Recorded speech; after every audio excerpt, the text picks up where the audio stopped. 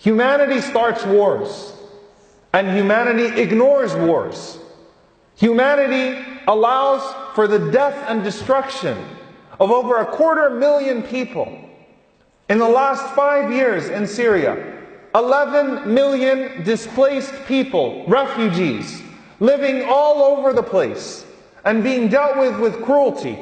Humanity caused that, and humanity ignored that. There is an oppressor, and there are the silent observers. Those that have power and those that don't have power. Governments that could have intervened but did not intervene. And people that watched in silence and allowed that to unfold. And quite frankly, some people who were completely unfazed by it. Some people who chose to ignore it altogether. And when humanity messes up and humanity murders, people kill, people watch others being killed, people oppress, people watch others being oppressed, then what do we do after that? We ask God why He let it happen. How did you allow this?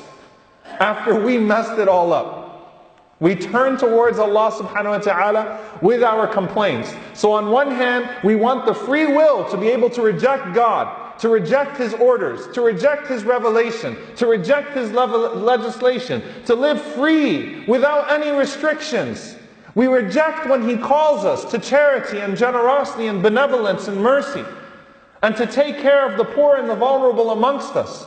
But then at the same time, while we're rejecting God and we want to be free, we also want God to not let us be too free. We want Him to referee us.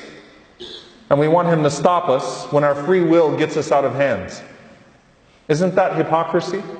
Isn't that a double standard? Oh Allah, don't force us to do good, but when we mess up too bad, force us to stop being evil? To turn it back towards Him after we try to demand our freedom of choice?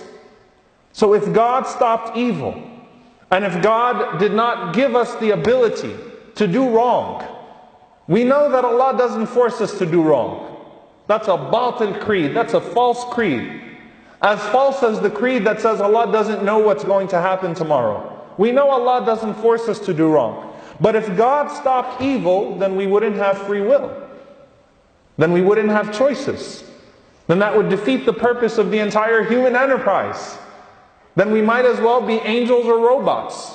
Either God forces us to worship Him, and it's, we have no desires, we have no inclinations, or we're robots, just like a doll or something you push the button of love.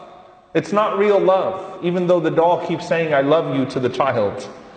It's a doll, it's robotic, it's not real. So on one hand, do we want God to stop us? Or on the other hand, do we want God to let us completely go free to where we will ruin ourselves and where we completely mess up?